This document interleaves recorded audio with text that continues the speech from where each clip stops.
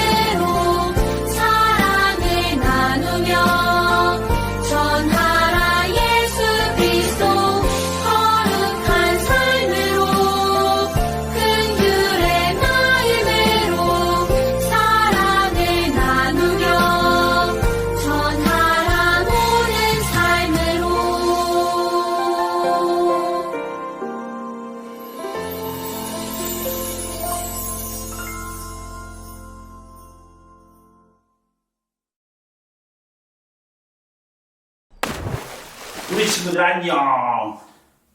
오늘 많은 친구들이 색다른 옷을 입고 왔네요. 누군가는 왕자의 모습으로, 누군가는 목동의 모습으로, 누군가는 이렇게 지팡이를 들고 멋지게 왔는데요. 전도사님도 짜잔 하고 변신을 좀 해보았어요. 그런데 전도사님이 왜 이렇게 입었을까요? 맞아요. 오늘은 할렐루야 데이로 지키는 날이에요. 할렐루야 데이는 10월의 마지막 날, 할로윈 데이를 하나의 즐거운 날로 여기고 즐겁게 노는 세상의 문화를 거부하고 그리스도인으로서의 정체성을 기억하기 위해 우리 평안교회 아동부에서 준비한 행사예요. 지금 이 온라인 예배를 드리는 친구들은 오프라인으로 함께 참여하지 못해서 전도사님이 너무나 아쉬운데요. 그래도 우리 다가오는 10월 31일에는 할로윈 데이를 거부하고 그리스도인으로서의 정체성을 지켜내겠다고 우리 함께 결심했으면 좋겠어요. 할 수 있죠? 아자! 우리 지난날에 할로윈 데이가 유럽의 사윈 축제라는 귀신 축제에서 비롯되었다는 사실을 배웠죠? 귀신에게 잡혀가지 않기 위해 음식을 밖에 놔두고 귀신 목장을 하며 귀신에게 붙잡히지 않기 위해 벌벌 떨면서 그날을 보내야 했던 그런 무서운 축제가 지금 우리 친구들에게는 단순히 사탕을 받고 누가 귀신 분장을 더 잘했나 자랑하면서 보내는 즐거운 문화로 변화되었다는 사실이 정말 놀라울 뿐이에요. 우리 친구들도 저번 달에 할로윈 데이의 비밀에 대해 배우기 전까지 단순히 사탕 받고 즐거운 날인 줄 알았죠? 이제 이 할로윈 데이가 어떤 날이었는지 배웠으니까 우리가 어떻게 행동해야 할지 전도사님과 한번 배워보도록 할게요. 먼저 우리처럼 세상의 문화를 거부하고 하나님의 자녀로 살아가겠다 결심했던 성경의 인물들이 있어요. 바로 다니엘과 세 친구 이야기예요. 옛날 이스라엘은 바벨론과의 전쟁에서 패배해서 바벨론에 포로로 끌려갔었어요. 다니엘과 세 친구들은 바로 그런 포로 중에 있던 사람이었어요. 바벨론의 왕 느부갓네살은 그 포로 중에서 똑똑하고 훌륭해 보였던 어린 포로들에게 바벨론의 학문을 가르쳐 그들의 신하로 삼으려고 했어요. 그래서 이스라엘 소년들을 왕궁으로 불러 살게 하고 왕이 먹는 왕의 음식을 직접 주었어요. 그럼 다니엘과 세 친구는 어떻게 했을까요? 그들은 먹지 않기로 마음과 뜻을 정했어요. 바로 왕의 음식과 그가 마시는 포도주를 먹지 않기로 한 거예요. 왜냐하면 왕의 음식은 바벨론의 우상에게 바쳤던 고기와 포도주였기 때문이에요. 다니엘과 세 친구의 몸은 비록 바벨론에 있지만 언제 어디서나 하나님의 백성답게 살기로 결심을 했어요. 그리고 그것을 자신이 관리하는 신하였던 환관장에게 알렸어요. 오늘 말씀 다니엘 1장 8절에 있는 말씀이에요. 우리 함께 읽어볼게요. 다니엘은 뜻을 정하여 왕의 음식과 그가 마시는 포도주로 자기를 더럽히지 아니하리라 하고 자기를 더럽히지 아니하도록 환관장에게 구하니. 아멘. 그런데 놀라운 일이 일어났어요. 하나님께서 일하시기 시작한 거예요. 하나님은 두 가지 방법으로 움직이셨는데요. 첫 번째 일하심은 다니엘 1장 9절의 말씀을 통해 우리가 확인해 볼 수 있어요. 다시 한번 전도사님이 읽어줄게요. 하나님이 다니엘로 하여금 환관장에게 은혜와 긍휼을 얻게 하신지라. 아멘. 하나님께서 다니엘이 하나님의 뜻대로 세상의 문화와 세상의 것을 거부하고 하나님의 자녀로 살아가겠다고 결단을 하니까 하나님께서는 환관장에게 다니엘과 세 친구들을 긍휼한 마음으로 바라보게 만드셨어요. 우리 친구들 중에 동생이 있는 친구들 있죠? 만약 동생이 나는 맛있는 고기를 안 먹고 풀만 먹을 거야. 그러면 우리 친구들 마음속에 어떤 마음이 있겠어요? 아싸, 신난다. 나만 먹어야지. 이런 생각이 들기도 하겠지만 왜 저런 바보 같은 행동을 할까? 라는 생각도 들 거예요. 말도 안 되는 말이라고 생각하면서 그 말을 무시할 수도 있어요. 하지만 하나님께서는 환관장에게 긍휼의 마음을 주셨어요. 단순히 그들의 말을 무시하는 게 아니라 이 친구들이 어떤 마음을 가지고 이런 선택을 하는지 듣고 이해할 수 있는 마음을 주셨다는 말이에요. 다니엘과 세 친구가 결단을 하니까 하나님께서 그 일을 할 수 있도록 도움을 주신 거예요. 두 번째 도움은 다니엘과 세 친구들에게 지혜를 주신 거예요. 다니엘 1장 12절에서 13절을 살펴보면 환관장이 너희가 그렇게 고기를 먹지 않으면 얼굴이 야위어서 다른 또래들처럼 건강하지 못하게 보이면 자신은 왕에게 죽을 수도 있다고 자신의 걱정을 다니엘에게 고백했어요. 이것은 왕의 명령을 거부한 것이기 때문에 진짜로 자신의 목숨을 잃을 수도 있는 매우 중대한 사안이었어요. 그러자 다니엘과 세 친구는 10일 동안 먼저 실험을 해서 그 모습이 괜찮으면 우리가 요청한 대로 행하게 해달라고 지혜 있는 말을 했어요. 이 지혜 또한 누가 주었을까요? 맞아요. 바로 하나님께서 주신 거예요.